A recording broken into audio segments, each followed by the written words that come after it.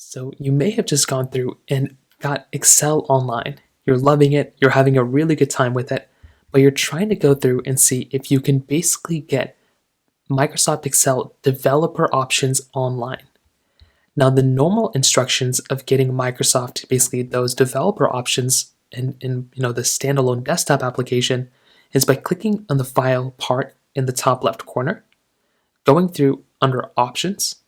You should be able to find an option that says something like, Excel options or, something along those lines. You click on it, and then it'll bring you into a box that will allow you to customize the ribbons at the very top. Unfortunately, the online version of Excel, so the version that you're looking at right now is the online version. This version of Excel, unfortunately, does not support those developer options. So there's no way to do it here online.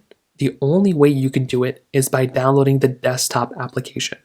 If you have the online version already, you might already have access to the desktop app. So what I would recommend doing is to go through, find that desktop application, so find it wherever it is, download it, install it, and see if you can go through and use it that way. So that's basically the main way to do it. I know that's unfortunate, but that's kind of the only way to do it here. If you have any other thoughts or questions, please let me know in the comment section below. Hit the like button, that would mean so much, but definitely hit that subscribe button.